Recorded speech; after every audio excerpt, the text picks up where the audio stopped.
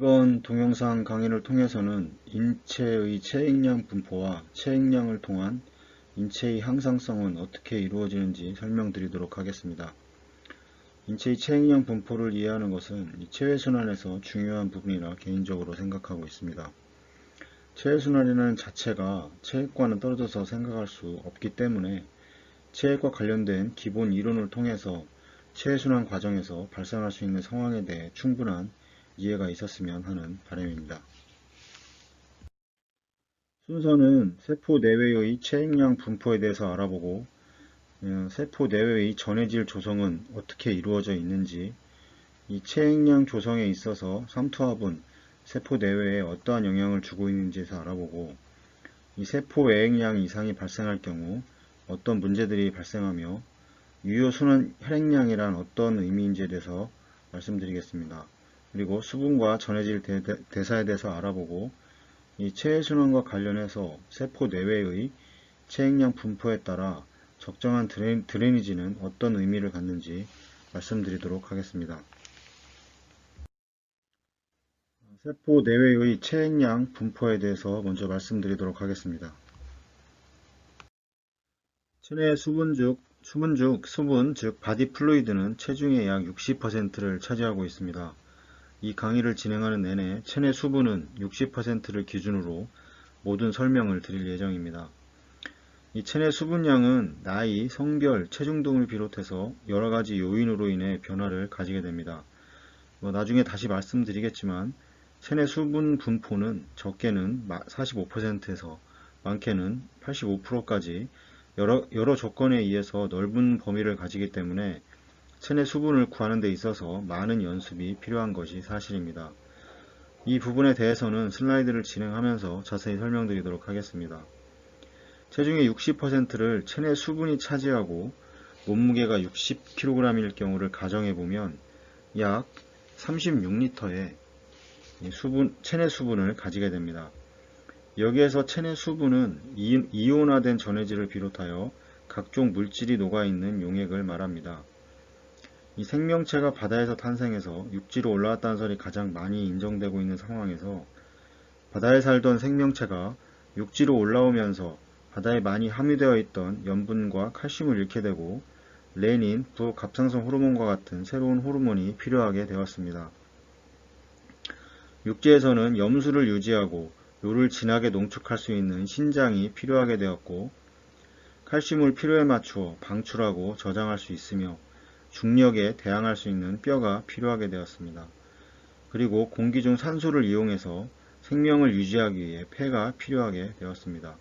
이처럼 인체의 항상성을 유지하기 위해서 여러 장기와 호르몬들이 필요하게 되었습니다.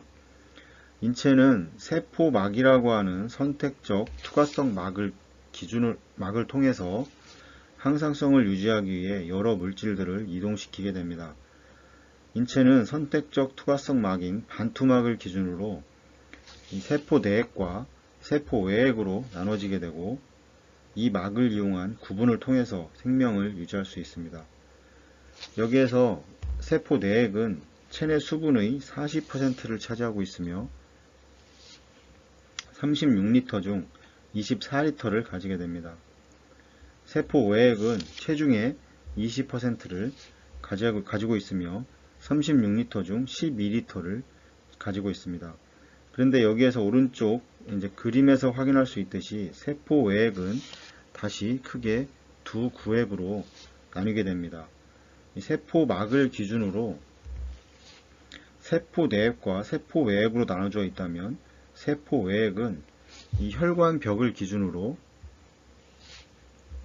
간질구획과 혈장, 혈구를 포함하고 있는 이 혈관으로 나누어지게 됩니다.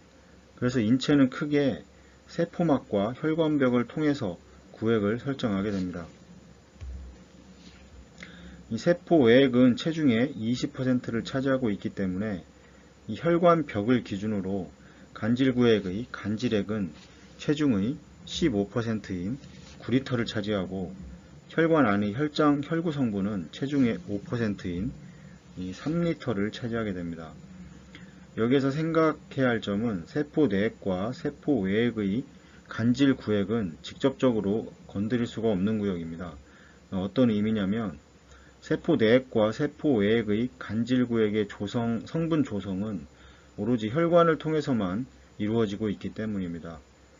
즉, 전체 체액량의 5%인 혈관 안 3리터의 혈액을 통해서 모든 인체의 항상성을 조절하게 됩니다.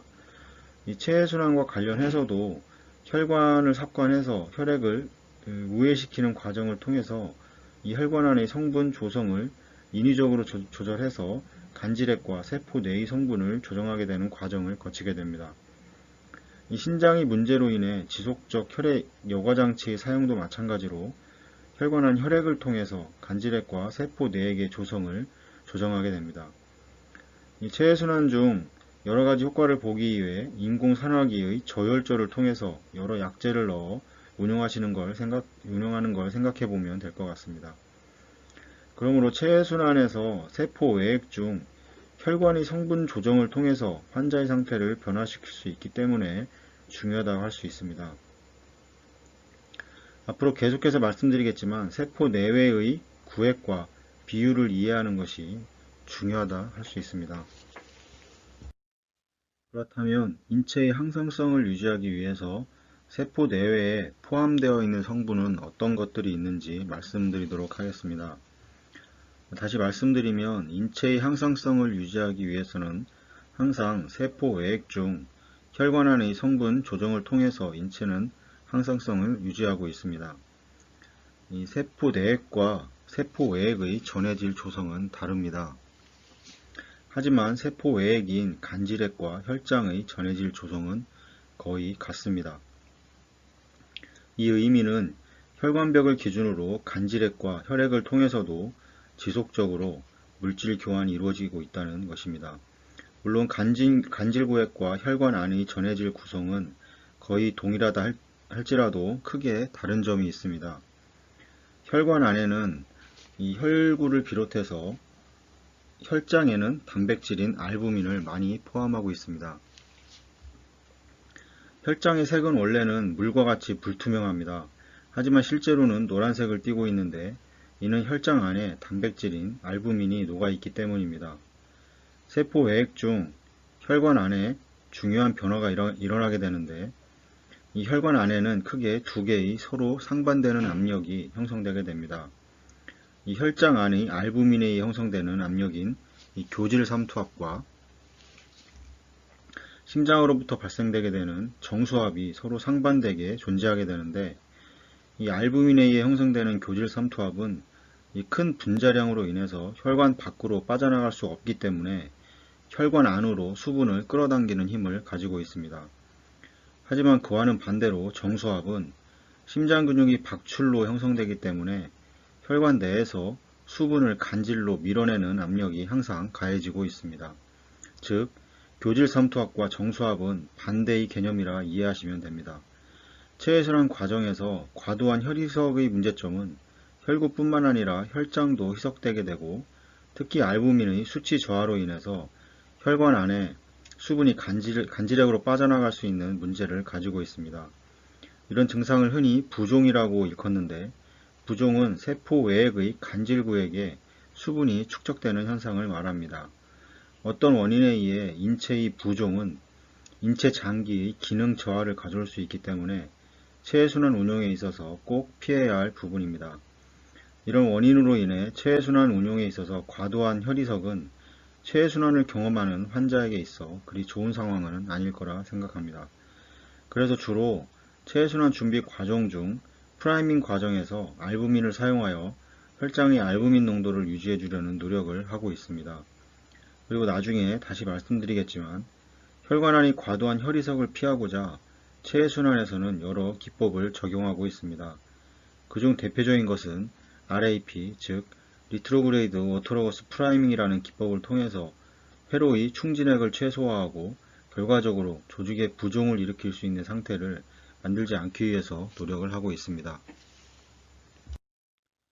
세포막을 기준으로 세포 내와 세포 외로 구분되어 있기 때문에 각각의 세포 내외의 전해질 조성은 어떻게 구성되어 있는지 여기에서는 좀 간단히 설명을 드리고 나중에 전해질 관련돼서 좀 더 자세히 설명을 드리도록 하겠습니다. 세포 내액과 세포 외액의 전해질 구성은 크게 다릅니다. 세포막을 기준으로 세포 외액의 주요 양이온은 소듐이며 세포 내액의 주요 양이온은 포타슘입니다. 각각의 양이온들은 양쪽에 리터당 140ml 이퀴발란트를 가지고 균형을 이루고 있습니다.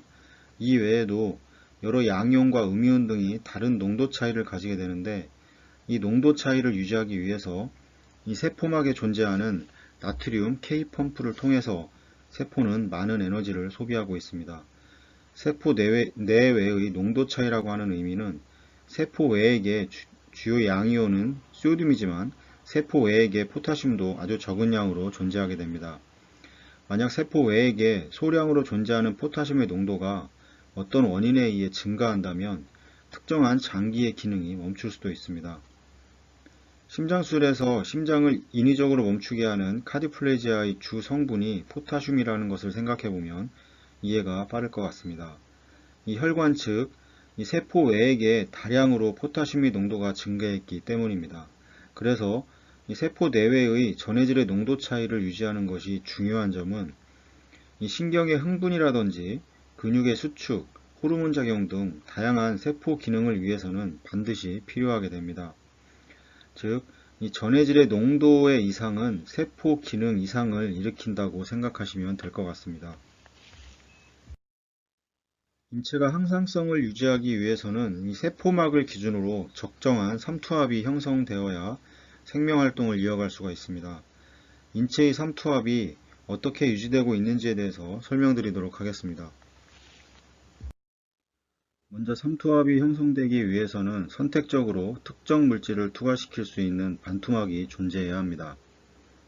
삼투압은 반투막을 기준으로 용액에 녹아있는 이 물질 분자수에 의해서 결정되게 됩니다. 삼투압은 인체에서 세포 내외의 수분량 분포를 결정하는 가장 중요한 요소이며, 이것은 생명 유지를 위해서 항상 일정한 범위를 유지해야 합니다. 삼투압은 크게 두 가지 종류로 나뉘게 됩니다. 유효 삼투압과 비유효 삼투압으로 나뉘게 되는데, 유효 삼투압은 반투막을 통과하지 못하는 물질 분자수로 결정되는 압력을 말하며, 이 용질은 반투막을 통과할 수 없기 때문에 반투막을 비교적 통과하기 쉬운 물이 이동해서 반투막 양쪽의 농도 균형을 이루게 됩니다.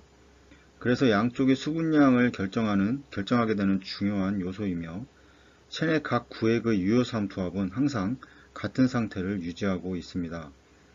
여기서 세포막은 수분에 대한 투과성은 높지만 그렇지 않은 물질들이 많기 때문에 많은 에너지를 사용해서 세포막 양쪽의 균형을 맞추기 위해 능동적으로 물질을 이동시키고 있습니다.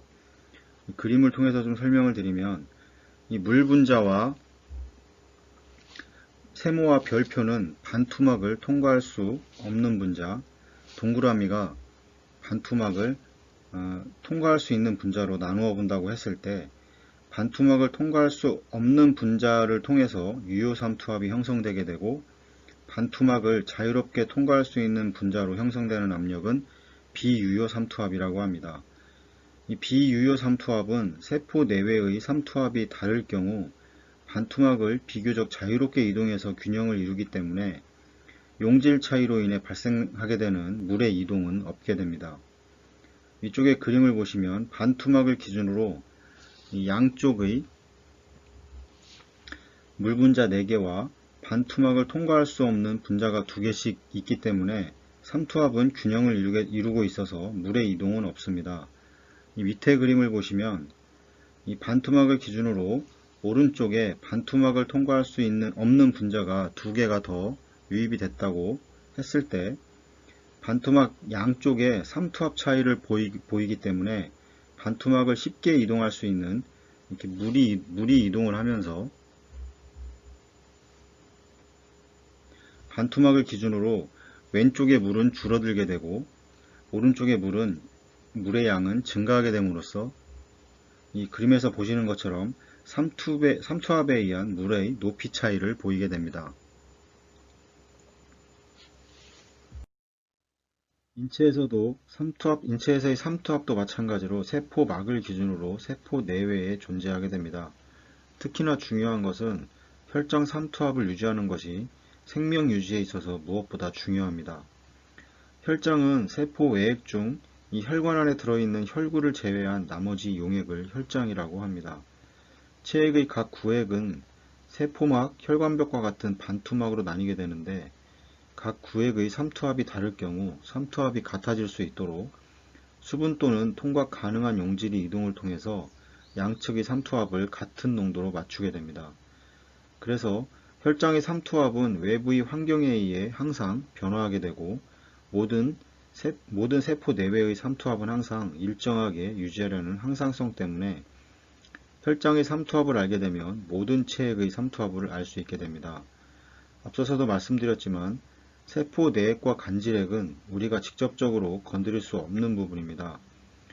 오로지 혈관을 통해서만 모든 일들이 이루어지기 때문입니다. CPB와 에크모도 마찬가지로 혈관을 통해서만 성분 조정이 가능합니다.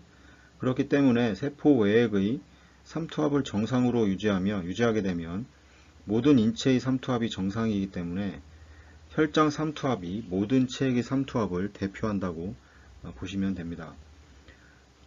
세포 외액의 삼투압은 슬라이드에서 보시는 식을 이용해서 구해줄 수 있는데 이 식을 통해서 어떤 물질에 의해서 혈장 삼투압이 형성되는지 이해하는 것이 중요하다 생각합니다.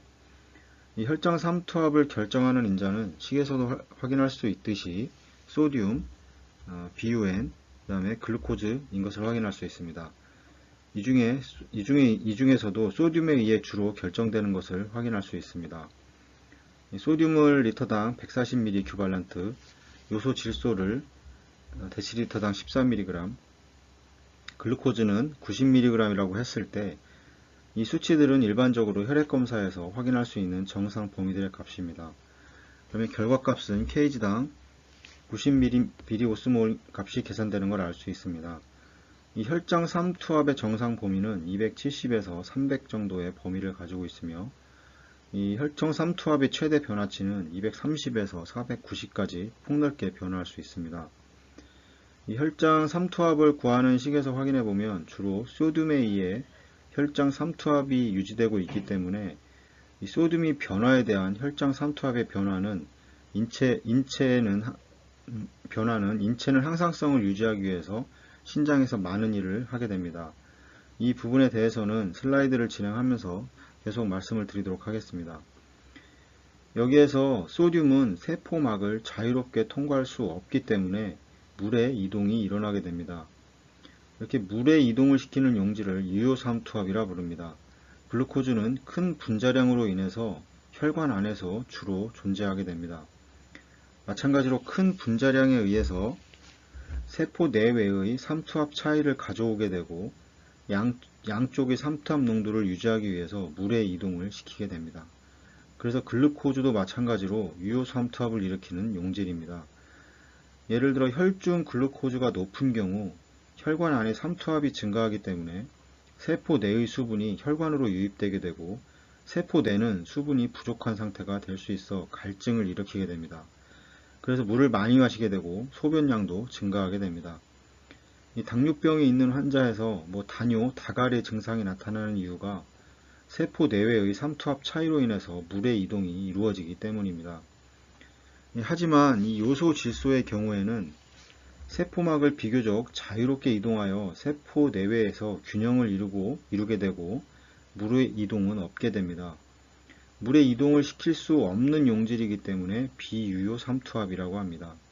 유효 삼투압을 일으키는 주된 용질은 소듐이기 때문에 체해순환 상황에서 과도한 혈이석은 상대적으로 소듐이 낮아질 수 있는 기회가 많아지게 되고 심정지액의 주입에 있어서도 특정한 심정지액이 체해순환 회로에 다량 유입되었을 때 이 심각한 소듐의 저하를 일으키는 일이 종종 발생하게 됩니다. 이 여러 원인으로 인해 세포 외액의 주요 양이온인 소듐이 정상 이하로 낮아진다는 것은 이 부종으로 인한 신경학적 문제가 발생할 수 있으며 인체 장기의 기능 저하를 일으킬 수 있기 때문에 이 체해순환 과정에서 주의 깊게 살펴봐야 할 부분입니다. 다시 정리를 하자면 체액의 각 구획은 세포막, 혈관벽과 같은 반투막을 경계로 나뉘게 되고 구획의 삼투압이 달라지게 되면 삼투압이 같아질 수 있도록 수분 또는 통과 가능한 용질이 이동하여 각 구획의 삼투압은 같은 상태를 유지하게 됩니다. 그래서 혈장 삼투압은 모든 체액의 삼투압을 의미하게 되는 것입니다. 오늘은 여기까지 진행하고 다음 동영상을 통해서 계속해서 삼투압 관련된 내용을 말씀드리도록 하겠습니다. 감사합니다. 지난번 동영상에 이어서 삼투압에 대해서 말씀드리도록 하겠습니다. 이 삼투압을 일으키는 물질은 크게 두 가지로 분류되는데 이 유효 삼투압 물질과 비유효 삼투압 물질로 나뉩니다. 이 유효 삼투압은 이 세포막을 자유롭게 이동하지 못하기 때문에 세포 내액과 세포 외액 양쪽의 농도를 같은 상태로 유지하기 위해서 이 비교적 이동이 자유로운 물이 세포막을 이동해서 양쪽의 농도를 같은 상태로 만들게 됩니다. 이 사람의 몸에서 유효 삼투압을 일으키는 물질은 소듐, 포타슘, 그리고 글루코스 등이 있으며 이 물질은 세포막을 자유롭게 통과하지 못하기 때문에 그 대신 물이 이동해서 양쪽의 농도를 맞추게 되는 것입니다. 이 오른쪽 그림에서도 확인할 수 있지만 이 나트륨과 소듐과 글루코즈는 세포 외액에서 유효 삼투압을 일으키는 물질이기 때문에 이 세포 내액에서 세포 외액으로 수분이 이동하게 됩니다. 만약 고나트륨 혈증이나 고혈당에서는 세포 내액이 감소하여 세포에 기능 이상이 발생할 수 있으며 전신 권태감, 식욕부진, 구토, 심하면 경련이나 혼수 상태 등의 신경세포 기능 이상이 발생할 수 있습니다. 바닷물을 마시게 되면 탈수가 일어나는 원인도 세포 외액에 나트륨이 다량 흡수되어 세포 내액의 수분을 감소시키기 때문입니다. 하지만 비유효 삼투압 물질은 세포막을 비교적 자유롭게 이동하기 때문에 이 세포 내액과 세포 외액의 농도 차이가 발생할 경우 이 확산에 의해 서로 균형을 맞추기 때문에 이 삼투압을 형성시키지 못하고 물의 이동은 없게 됩니다. 이 비유효 삼투압 물질은 에탄올, 요소 등이 있습니다. 이 세포 외액 중 혈관과 간질액 사이에서도 혈관벽을 기준으로 유효 삼투압이 형성되게 됩니다. 그림에서 보시는 것처럼 이 세포 외액 부분에서 수분, 소듐, 글루코스 등은 비교적 혈관벽을 자유롭게 통과하게 됩니다. 하지만 혈장에 녹아있는 이 알부민은 분자량이 크기 때문에 혈관벽을 통과하지 못하게 됩니다. 그래서 이러한 단백 등에 의해 형성되는 혈장의 유효 삼투압 물질을 혈장 교질 삼투압이라고 하며 혈관 내에서 상당히 중요한 역할을 수행하고 있습니다. 알부민에 의해서 형성되는 혈장 교질 삼투압에 의해서 지속적으로 간질액에서 혈관 쪽으로 수분을 이렇게 끌어당기는 역할을 하기 때문에 혈관 내에서 충분한 혈류량을 지속적으로 유지하기 위해서는 이 알부민의 역할이 상당히 중요합니다. 하지만 이 혈장 교질 삼투압과는 반대로 혈관 내에서 수분을 간질구획으로 밀어내는 압력이 항상 가해지고 있는데 이 심장이 혈류를 박출하는 과정에서 혈류의 압력이 형성되고 그 과정에서 지속적으로 간질구획으로 물을 밀어내게 됩니다.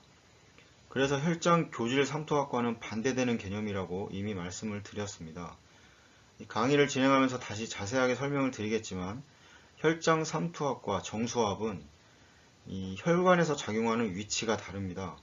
이 혈류의 압력과 속도에 관계가 있게 되는데 이 혈류 속도 및 압력이 빠른 이 큰 동맥 시스템에서는 혈관에서 간질구획으로 물을 밀어내게 되는 이 정수압이 주로 발생하게 되며 속도가 느리고 압력이 낮은 정맥 시스템에서는 혈장 교질 삼투압이 주로 작용하게 됩니다. 다시 정리를 해보면 이 세포막을 기준으로 세포 내액의 주요 양이온은 포타슘과 소듐입니다.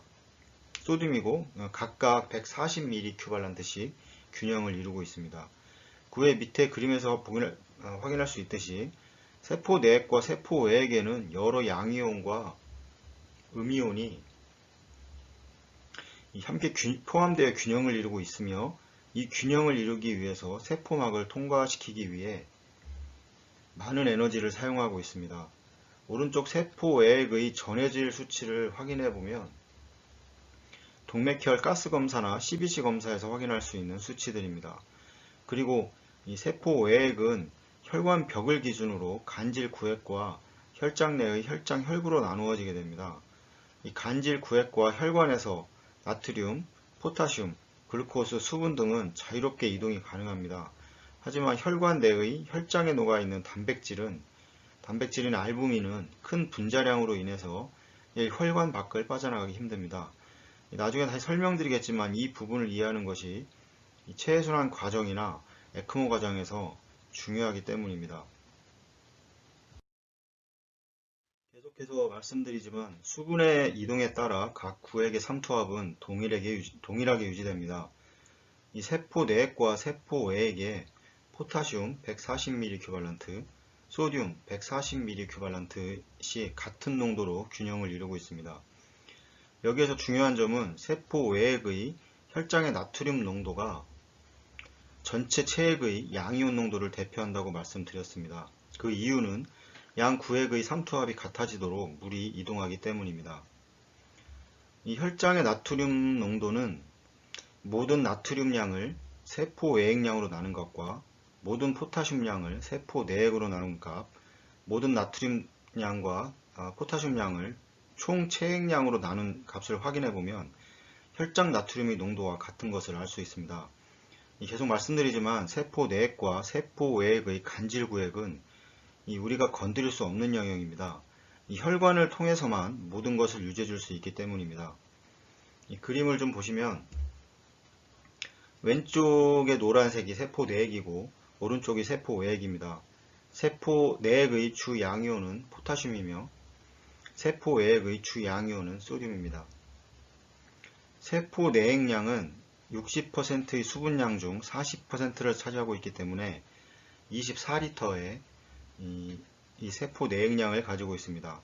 총 포타슘량은 리터당 140ml 이큐발란트이기 때문에 세포 내액량을 곱하면 총 3360의 포타슘량을 가지게 됩니다. 이 세포 외액의 주 양이온은 소듐이며 리터당 140ml 이큐발란트를 가지고 있습니다.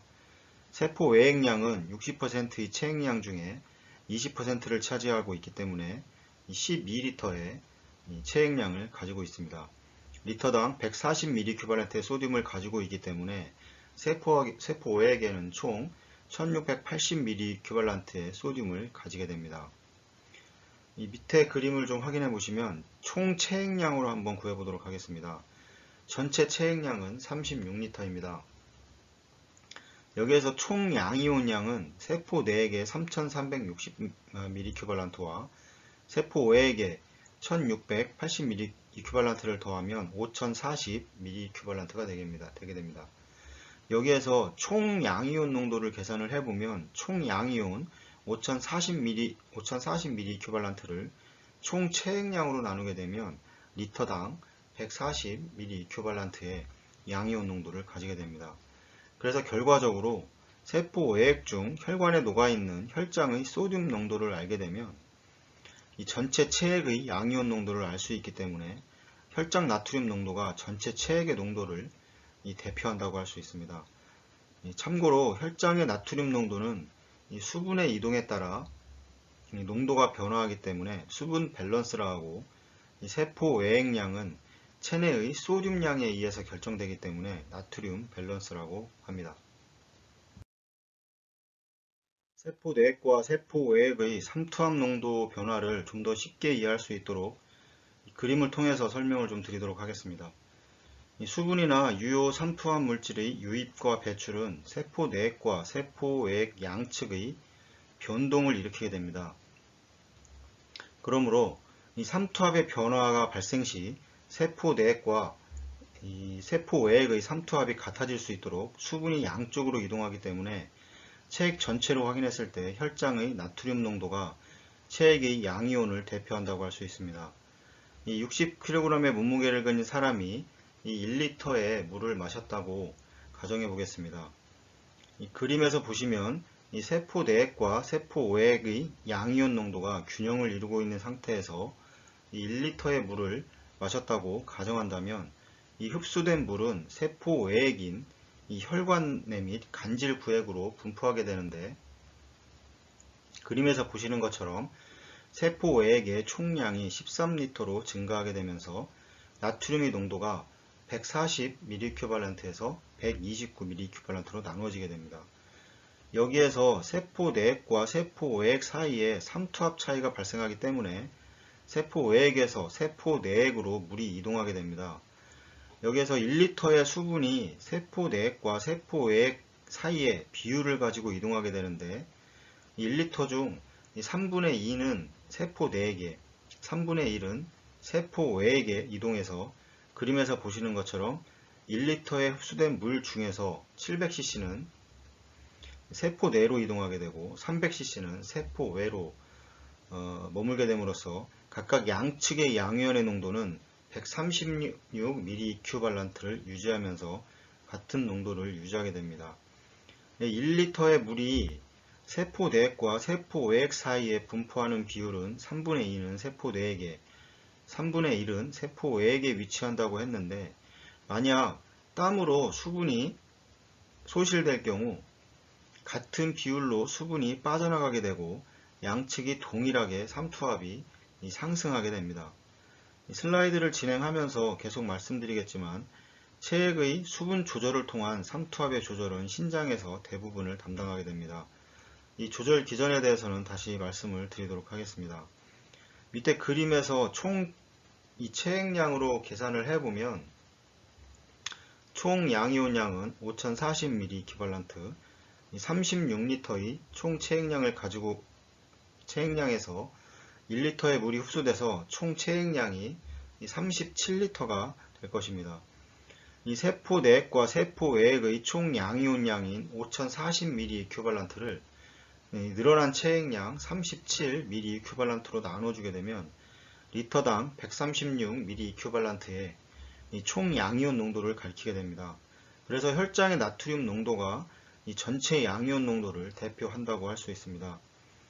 여기에서 기억하고 넘어가야 할 부분은 인체에서 물이 흡수되거나 소실되는 경우에 3분의 2는 이 세포 내액에 위치하게 되고 3분의 1은 세포 외액에 영향을 준다는 것을 기억하셨으면 좋겠습니다. 혈장의 삼투압, 즉 이 소듐의 농도가 변할 경우 생체 반응을 좀 간단히 확인해 보면, 이 시상하부에 있는 삼투압 수용체가 이를 감지하게 되고 이 뇌하수체에서 항이뇨 호르몬을 분비를 조절해서 신장에서 수분 배설을 조절하게 됩니다. 삼투압 이상은 수분이 들고 나감에 의해 조절되기 때문에 이 수분 밸런스라 부르고, 이렇게 혈장 나트륨의 농도 변화로 발생하는 삼투압에 대해서 인체는 이 수분의 섭취와 배설을 통해서 조절하게 됩니다. 즉, 체내의 수분량의 변화는 나트륨 농도 이상이라는 삼투압 이상을 불러오게 되고, 이에 대해서 이 수분 섭취를 조절해서 나트륨의 농도를 조절하게 되는 것입니다. 그렇다면 체액 이상을 가지고 있는 환자에서 체외순환은 어떤 방향으로 운영할지 생각해 봐야 할 것입니다. 이 부분에 대해서는 체액 관련 내용이 정리되면 다시 말씀을 드리도록 하겠습니다. 생리식염수 1리터를 주입했다고 가정을 했을 때 이 세포 내액과 세포 외액에서 이 삼투압 변화는 어떻게 일어나는지 말씀드리도록 하겠습니다. 여기에서 생리식염수는 임상에서 상황에 따라 많이 사용되고 있는 수액입니다. 이 생리식염수의 의미는 인체의 삼투압과 생리적으로 같은 수액을 말하게 되는데, 이 100g의 물에 NaCl이 0.9g이 함유되어 있습니다. 여기에서 중요하게 생각해야 할 점은 인체의 체액과 생적으로 같은 성분이기 때문에 이 삼투압의 변화를 일으키지 못하게 되며 세포 내액과 세포 외액에서 수분을 이동시킬 수 없게 됩니다. 잘 이해가 안 되실 수 있는데 그림을 통해서 설명을 드리도록 하겠습니다. 이 1리터의 생리식염수는 리터당 140mEq의 농도를 가지고 있으며, 생리식염수의 오스몰은 kg당 280입니다. 생리식염수는 보통 물처럼 섭취하지 않기 때문에 혈관을 통해서 세포 외액의 혈관으로 주입되게 됩니다. 주입된 1리터의 생리식염수는 주 성분이 소듐이기 때문에 세포막을 자유롭게 통과할 수 없게 됩니다. 그래서 주입된 생리식염수는 이 세포 외액의 혈관막을 기준으로 간질구획과 혈관 안의 비율로 나눠지게 되는데, 세포 외액의 간질구획으로 4분의 3이 흡수되고 나머지 4분의 1은 혈관 안에 머물게 됩니다. 그래서 그림에서 확인해 보면 세포 내액량은 그대로 유지를 하고 있으나 세포 내액량은 그대로 유지하고 있으나 세포 외액량이 늘어나 있는 것을 알 수 있습니다. 이 생리식염수로 인한 세포 외액량의 증가는 이 단순한 구획 증가뿐만이 아니라 염분이 증가한다는 것을 기억해야 합니다. 나중에 말씀을 드리겠지만 이 에크모 운영 중에 이 혈관의 볼륨이 부족하다고 판단해서 생리식염수를 계속해서 주입하게 되면 이 심각한 문제를 일으킬 수가 있습니다. 앞에서 설명드렸지만 생리식염수의 주입은 세포 외액에 이 비율로 배분된다고 했는데, 이 혈관과 간질구획을 비교해 봤을 때 간질구획의 저장소가 혈관보다 훨씬 큽니다. 그래서 1리터 중 대부분의 생리식염수가 간질구획으로 분포하게 되고 정작 혈관에는 얼마 안 되는 볼륨이 남아있게 돼서 에크모 운영 시에 볼륨 증가로는 좋지 않은 선택입니다. 이 부종이라는 의미는 간질구획의 수분이 증가하는 것이기 때문에 이 결국에는 생리식염수를 주입함으로써 발생되는 결과는 이 부종을 더욱 조장하게 됩니다. 이 부분은 다시 자세히 설명드리겠지만 이 에크모라는 것이 환자에게 최종적인 생명유지 장치이기 때문에 이 상태가 그리 좋지 않을 확률이 상당히 높게 됩니다. 그러므로 에크모 운영 중 특히 초기에는 생리식염수의 주입은 지양해야 하는 방법입니다. 아마도 경험이 많으신 선생님들께서는 생리식염수 주입으로 인해서 환자의 부종을 많이 경험하셨을 거라 생각을 합니다. 이 슬라이드에서 가져가셔야 할 것은 이 생리식염수의 경우 간질구획과 혈관에서 이 4분의 3, 4분의 1의 비율로 분포되는 부분과 생리적으로 동일하기 때문에 세포 내액과 세포 외액에서 삼투압을 일으키지 못하기 때문에 단순히 구획의 양을 증가시킨다는 점을 이해하셨으면 좋겠습니다. 오늘의 강의 동영상은 여기까지 하겠습니다. 다음 동영상에도 계속해서 이 삼투압에 대해 설명드리도록 하겠습니다. 시청해주셔서 감사합니다. 지난번 동영상에 이어서 이 삼투압 관련해서 좀 더 말씀드리도록 하겠습니다. 지난번 동영상 파트 2에서는 물 1리터를 마셨을 때의 삼투압 변화와 이 생리식염수 1리터를 주입했을 때의 삼투압 변화에 대한 분포를 말씀드렸습니다. 이번에는 소금을 섭취했을 경우 체액량은 어떤 변화를 일으키는지 말씀드리도록 하겠습니다. 식염 1g에는 소듐 17ml 이큐발런트가 함유되어 있습니다. 그림에서 보시는 것처럼 식염 20g을 섭취했다고 했을 때 식염 전량이 체액으로 흡수되기 때문에 이 소듐 340ml 이큐발런트가 세포 외액에 전량 흡수되게 됩니다.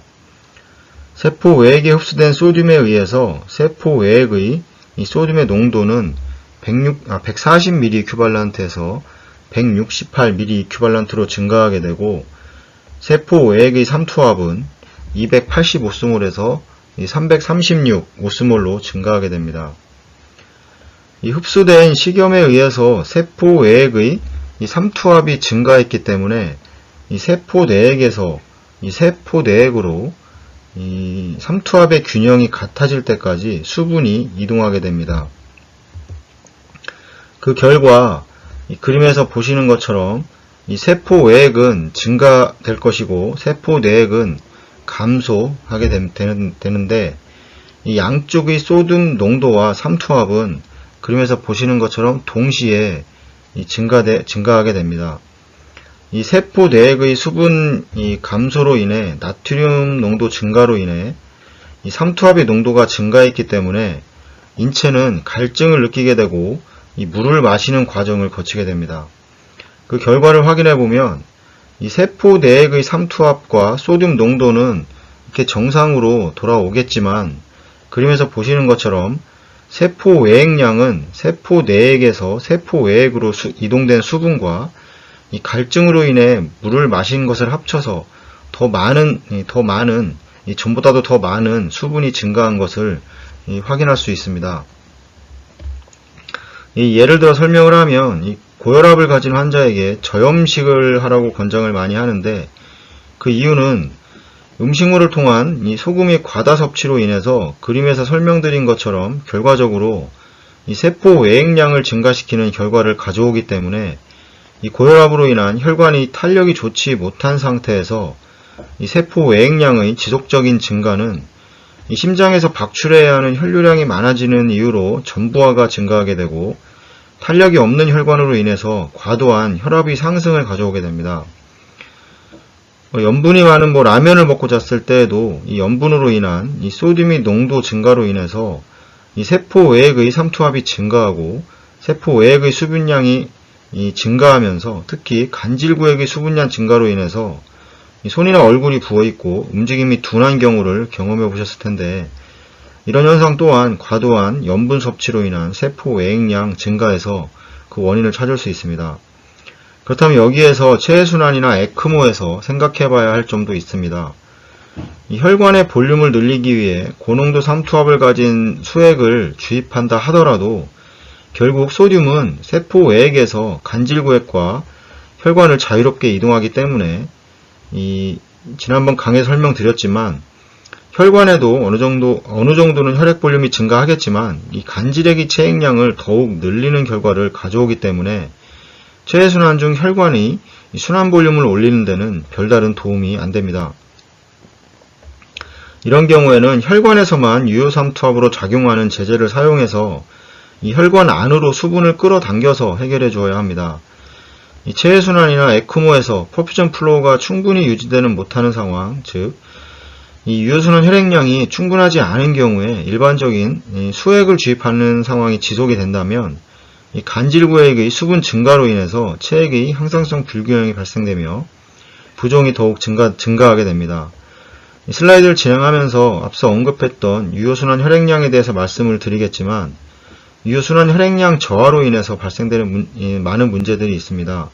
이 신장 자체의 문제로도 세포 내액과 세포 외액 사이에 체액 불균형이 발생할 수 있지만, 이 체해순환이나 에크모 운용 중 여러 원인에 의해 이 유효순환 혈액량이 지속적으로 부족할 경우에는 체액 불균형이 나타날 수 있습니다.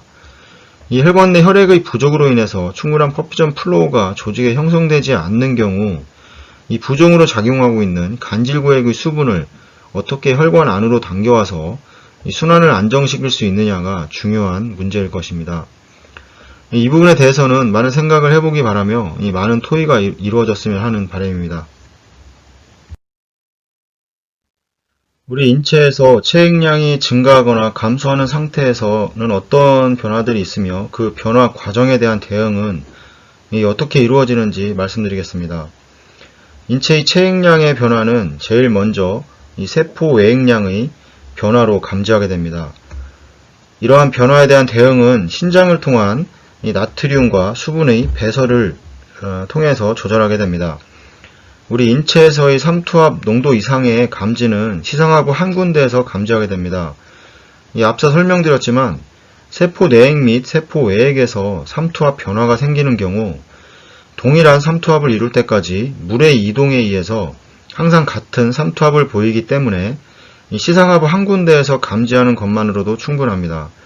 하지만 이 세포 외액량의 변화는 이 여러 곳에서 이 복수의 감지기구가 필요하게 됩니다. 그 이유는 세포 외액량의 변화는 이 병태에 따라서 체액량이 다르게 분포되어 이 균등하지 않기 때문에 다수의 감지기구가 필요하게 됩니다.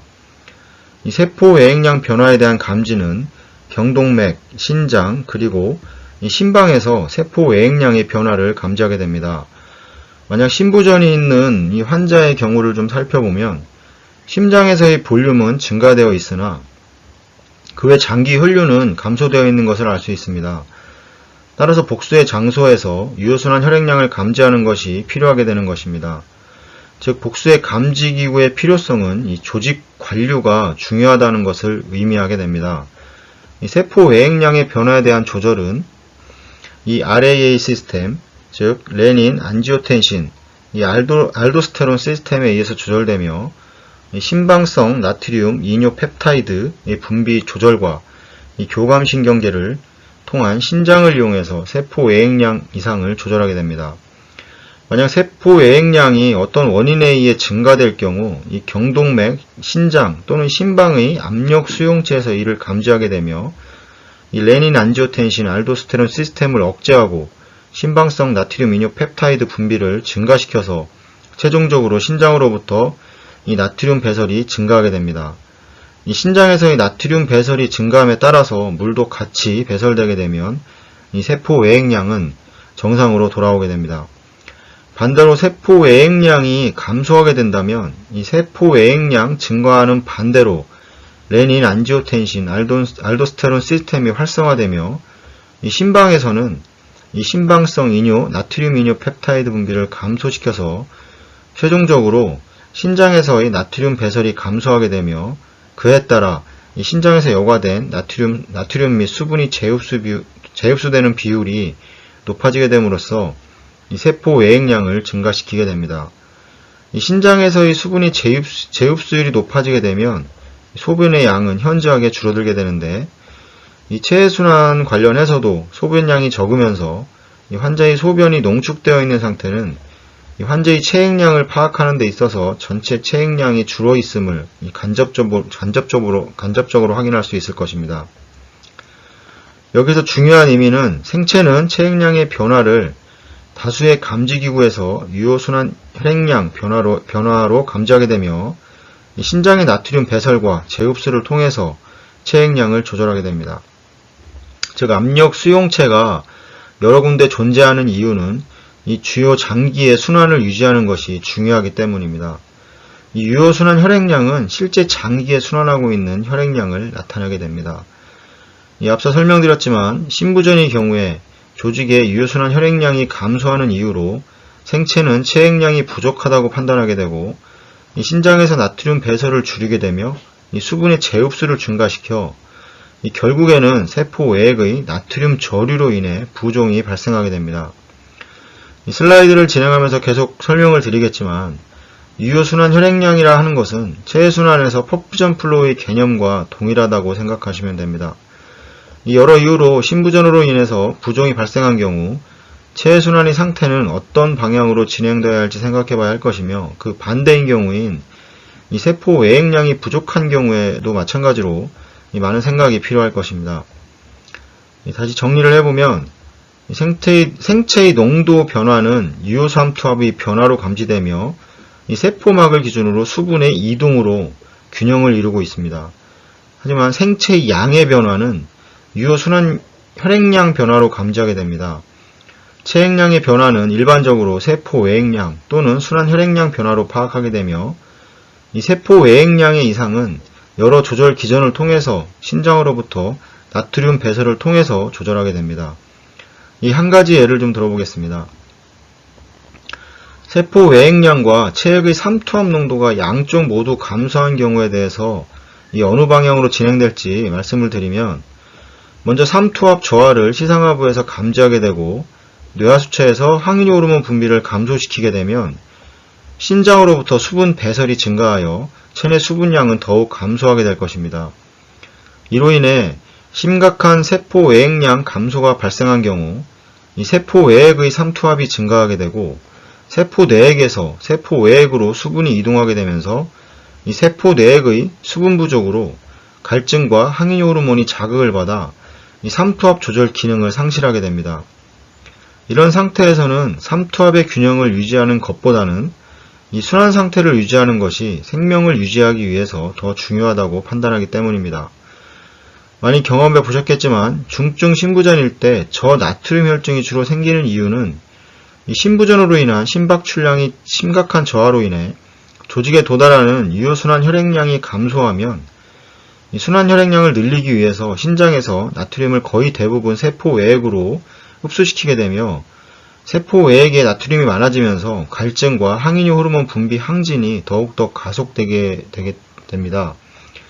이 항인효 호르몬 분비로 인해 세포 외액으로 수분을 재흡수시키게 되고 상대적으로 세포 외액에는 이 나트륨이 많아졌지만 증가된 나트륨에 의해서 수분이 더욱 증가하는 원인으로 이 저나트륨 혈증을 보이게 됩니다. 결과적으로 유효순환 혈액량 부족으로 인한 세포 외액의 수분의 증가는 당연히 부종이 형성될 것입니다. 이런 부종에 의해서 장기의 기능은 더욱 떨어질 것이고, 이런 상태를 가진 환자에서의 체해순환 운용은 충분한 유효순환 혈액량, 즉 이 펌프 관류량을 늘리는 것이 첫 번째 목적이 되어야 할 것입니다. 이미 말씀드렸던 것처럼 체해순환 과정에서는 이 고나트륨 혈증보다는 여러 원인에 의해서 저나트륨 혈증이 발생할 확률이 높습니다. 원래 가지고 있던 저나트륨 혈증이 있었다면 이것에 더해서 체해순환 과정 중 과도한 크리스톨로이드 솔루션의 사용으로 더욱더 낮은 상태로 유지될 가능성도 배제할 수 없습니다. 체해순환 이후 유효순환 혈액량, 즉 퍼퓨전 플로우가 충분히 유지된다면 여러 조절 기능에 의해서 신장을 통해 조절되겠지만, 그렇지 않다면 체해순환 회로를 통해서 인위적으로 이 전통적 초과 여과법을 통해서 수분을 적극적으로 제거해 주어야 할 것입니다. 이 저나트륨 혈증의 증상으로는 이 세포 외액의 나트륨 저하로 세포 내액에 비해 삼투압이 떨어져 있기 때문에 세포 외액에서 이 세포 내액으로 수분이 이동해서 세포 부종을 일으키게 됩니다. 세포가 부종을 일으키게 될 경우 각 장기의 기능이 떨어지게 되며, 특히 중요한 것은 신경계 증상을 일으킬 확률이 높습니다. 이 머리는 용량이 한정되어 있어 뇌부종으로 인한 신경 증상이 발생할 수 있습니다. 이 그림에서 보시는 것처럼 이 신경의 증상은 이 증상 출현과 변화 정도와 변화 속도에 따라 달라지게 되는데, 이 양쪽 모두 이렇게 뚜렷할수록 심한 증상이 일어나게 됩니다. 이 나트륨의 농도가 리터당 125ml 이퀴발런트 이상일 경우 일반적으로는 무증상이나 전신 구토 또는 전신 권태감이 초기 증상이 있을 수 있으며, 리터당 120에서 125ml 이퀴발런트의 범위인 경우 두통, 판단장애, 보행장애, 무기력한 증상이 있을 수 있고, 리터당 120ml 이퀴발런트 이하일 경우에는 경련이라던가 혼수, 호흡정지 등의 증상이 나타날 수 있다고 합니다. 체해순환 중에도 이와 비슷한 경험을 하게 되는데, 이 심정지액의 종류에 따라 혈중 나트륨의 농도가 확연하게 변하게 됩니다. 이 카디오플래직 솔루션의 종류는 인트라셀룰러 타입과 익스트라셀룰러 타입이 나눌 수 있는데, 기본적인 베이스 솔루션 및 포함된 성분에 따라 달라지게 됩니다. 이 심정지액과 혈액을 같이 주입하게 되는 블러드 카디플래직 솔루션보다는 이 혈액의 첨가 없이 사용하게 되는 이 크리스톨로이드 카디플릭 솔루션을 사용하는 경우에서 혈중으로 모든 심정지액이 유입될 경우 정상 이하의 나트륨 농도를 보일 수 있습니다. 그래서 보통은 주입과 동시에 이 우심방을 열어서 코로나리 사이누스를 통해서 빠져나오는 심정지액을 체해순환 회로에 유입되지 않도록 조치를 취해줄 수 있으나, 이 우심방을 열지 않는 수술에서는 그대로 회로에 유입될 수 있기 때문에 주의가 필요합니다. 이 수술 후 선망 증상의 발생도 혈액 심정지액보다는 정질성 심정지액, 즉 크리스톨로이드 카디오플레지아에서 더 많은 발생 빈도로 나타난다고 보고되고 있습니다. 지금 현재 우리나라에서 주로 사용되고 있는 카디오플래직 솔루션의 종류는 이 블러드 카디오플래직 솔루션, 델리도, 그 다음에 HDK 솔루션 등 크게 세 가지로 나뉘고 있습니다. 이 중 가장 심각하게 혈중 나트륨 농도를 저하시키는 것은 이 HDK 카디오플래직 솔루션이기 때문에 체해순환에서 많은 주의가 필요한 것이 사실입니다. 저나트륨 혈증을 일으키게 되는 상황에 대해서 다시 설명을 좀 드리면, 먼저 유효순환 혈액량의 감소로 인해서 이 조직 관류 감소로 이 항이뇨 호르몬 분비를 자극하게 되고, 이 신장에서 수분 재흡수가 증가해서 이 저나트륨 혈증을 일으키게 됩니다. 이 신부전, 말기, 간병변, 신증후군의 경우 이 조직의 유효순환 혈액량이 고도로 감소하는 부종성 질환을 일으키게 되는데, 그 발생 원인으로는 심박출량의 저하 및 복강 내 정맥 우렬 등으로 유효순환 혈액량의 감소와 함께 이 신장에서의 나트륨 재흡수가 증가하게 됩니다. 이에 따라 요중 나트륨 배설량이 감소하고 이 혈중에 저류되어 부종이 형성되게 됩니다. 또한 이 혈중에 나트륨이 많아지기 때문에 이 삼투압이 상승하게 되고, 그 결과 항이뇨 호르몬 분비가 증가하여 이 수분의 재흡수가 증가하고 수분이 많아짐에 따라 저나트륨 혈증이 발생하게 됩니다.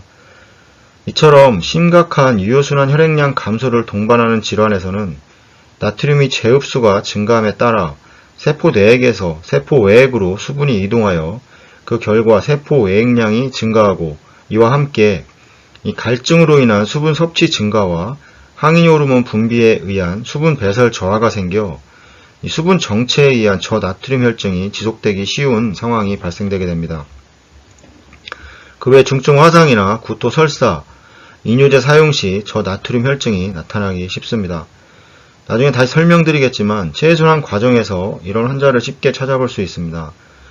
신부전과 간병변 신장의 문제로 인해서 부종이 심각하게 진행되어 있는 환자에서는 제일 먼저 유효순환 혈액량, 즉 이 퍼퓨전 플로우를 충분히 유지한 상태로 조직관리를 증가시키는 것이 제일 우선이 되어야 하며 이 늘어나 있는 전체 체액량을 줄여주는 것이 체해순환 전반에 걸쳐 중요한 일이 될 것입니다. 이 체해순환 과정에서 퍼퓨전 플로우, 즉 이 관류량이 어느 정도가 적당한 것인가는 많은 의견이 있는 것이 사실입니다.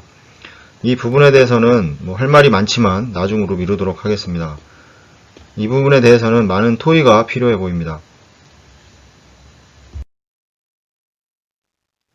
저나트륨 혈증의 분류는 이 혈장 삼투압을 기준으로 나눠볼 수 있습니다. 이 혈장 삼투압이 정상인 상태에서의 저나트륨 혈증과 이 혈장 삼투압이 증가된 상태에서의 저나트륨 혈증으로 구분할 수 있습니다. 이 혈장 삼투압이 정상인 상태에서의 저나트륨 혈증은 이 혈청 내 수분이 아닌 다른 성분의 증가에 의해서 발생하게 되는데 이것을 위성 저나트륨 혈증이라고 부릅니다. 나트륨은 세포 외액 중 가장 많은 유효 삼투압 물질입니다. 보통의 경우에는 저나트륨 혈증에서 혈장 삼투압이 저하되어 있으나 이 혈청 중에 이 개체 성분이 증가해서 수분 비율이 감소하게 되면 이 혈청 나트륨이 저하될 수 있는데 이 혈청 나트륨 검사에서는 이 혈청량 전체에서 나트륨 농도를 측정하기 때문에 그 농도가 낮은 수치로 나타날 수 있습니다. 이 보시는 질병에 의해서 나타날 수 있지만 이 경우의 혈청 삼투압은 정상입니다. 이 혈청 삼투압이 증가된 이 저나트륨의 혈증은 세포 외액의 나트륨 이외의 유효 삼투압 물질 증가에 의한 희석성 저나트륨 혈증을 발생한 경우입니다. 이 혈당이 높거나 이 만니토를 투여한 경우인데 고혈당의 경우에는 세포막을 통과할 수 없기 때문에 이 세포 외액에서 유효 삼투압 물질로 작용하게 되고 세포 내액에서 세포 외액으로 수분을 이동시키게 됩니다. 세포 내액의 수분 부족은 갈증을 일으키기 때문에 이 물을 마시는 행동을 하게 되고 세포 외액량이 증가하게 되면서 저나트륨 혈증이 나타나게 됩니다. 이 만니톨은 체해순환 과정에서 여러 효과로 인해 가장 많이 사용되고 있는 약제입니다. 만니톨의 기능은 이 뇌압을 강화시키면서 이 혈청의 삼투압을 증가시켜 소변량을 늘리게 됩니다. 이 만니톨을 사용이 금기되는 환자를 살펴보면 우렬성 신부전, 폐부종, 폐우렬 환자, 이 대사성 부종, 소변이 나오지 않는 환자, 이 중증으로 혈류량이 저하되어 있는 상태의 사람에게는 이 금기되어 있는 약제입니다. 심장수술 환자에서 이런 상태를 자주 관찰할 수 있는데 체해순환이라는 장치를 이용하지 않은 상태에서 만니톨의 주입은 그 위에 설명한 질병 상태를 더욱 악화시키는 요인이 되기 때문입니다. 심장기능 저하로 인해서 전체적으로 부종이 형성되어 있는 상태에서 만니톨의 사용은 이 높은 유효삼투압을 일으키는 물질이기 때문에 세포 외액량을 더 늘리는 결과를 가져오기 때문에 부종이 더욱 심해질 수 있습니다. 만니톨은 소변으로 대부분 빠져나가게 되는데 신장이 문제가 있을 경우에도 마찬가지로 세포 외액량 증가에 의한 부종이 더욱 조장될 수 있습니다. 하지만 체해순환 과정에서는 먼저 충분한 혈류량, 즉 유효순환 혈액량을 확보해 줄 수 있으며 신장을 대체할 인공장치를 사용할 수 있기 때문에 만니톨이 주입과 배설에 있어서 큰 문제를 가지지 않게 됩니다. 이 체순환 중 만니톨을 사용함으로 인해서 발생할 수 있는 장점들이 있을 텐데, 이 결국에는 세포 외액 중 이 혈관의 삼투압을 증가시켜 점차적으로 간질구획과 세포 내의 과도한 수분을 제거함으로써 이 장기의 기능을 회복시키는 일일 것입니다. 몇 가지를 좀 살펴보면, 이 뇌압을 내려주는 역할을 하기 때문에 이 세레브랄 이데마를 감소시켜줄 수 있으며, 이 생체 내에 존재하는 프리라디칼을 제거하는 역할을 합니다. 체순환 중에도 여러 인공장치 등을 사용함으로 인해서 프리라디칼, 즉 유리기를 많이 생성하게 되는데, 이 유리기는 이 원자 또 분자, 이온 등의 상태로 존재하게 됩니다. 이 원래는 서로 다른 성질을 가진 분자나 원자, 이온들이 결합해서 이 안정적인 상태를 유지하는데, 이 유리기는 독립적으로 존재하면서 불안정하며 이로 인해 큰 반응성을 가지고 있습니다. 이 유리기의 대부분은 쌍으로 이루어져 있지 못하기 때문에 화학 반응을 급격하게 일으키게 됩니다. 이 유리기로 인해서 DNA 손상까지 일으킬 수 있다고 합니다. 이 체순환 중에서도 원심성 펌프보다 이 롤러 펌프를 사용하는 경우에 음이온 하전이 지속적으로 혈류로 유입되면서 이 유리기를 형성할 기회가 많게 됩니다. 이 만니톨을 사용함으로써 이 레날의 혈관 저항을 낮추어서 신장을 보호해줄 수 있고, 그리고 내피세포의 부종을 제거하는 데도 도움을 주게 됩니다. 이처럼 만니톨은 체순환 중에서 알부민과 더불어 아주 중요하게 사용되는 약재입니다. 이 만니톨은 1회 사용에 kg당 1에서 3g을 사용하도록 약전에 나와 있습니다. 저나트륨 혈증이 지속되는 이유는 신장에서의 이 수분 배설 장애 때문이며, 이 용질에 대한 이 상대적인 수분 과잉 상태이고, 그 조절은 최종적으로 신장에서 수분 배설을 통해서 이루어지게 됩니다. 신장에서는 시간당 1200ml, 하루 동안 25리터의 수분 배설 능력을 가지고 있습니다. 그렇기 때문에 통상적인 수분 섭취량에서는 저나트륨 혈증이 발생하지 않습니다. 이 저나트륨 혈증이 지속되는 경우에는 이 농도 조절 기구인 신장의 수분 배설 장애가 존재하기 때문입니다. 신장에서의 수분 배설 조절은 몇 가지 조건이 모두 충족되어야 하는데, 이 중 한 곳에서라도 문제가 생기면 수분 배설은 저하가 됩니다. 먼저 충분한 유효순환 혈액량을 통한 이 충분한 사구체 여과량을 유지해야 하며, 이 정상적인 이 요새관들의 기능이 있어야 합니다. 이 기능이 있어야 하고, 이 먼 곳에 위치한 요새관에 충분한 수분이 도달되어야 하며, 이 요새관에서 적정한 나트륨의 재흡수가 이루어져야 합니다. 이 항이뇨 호르몬 분비 억제도 필요하게 됩니다.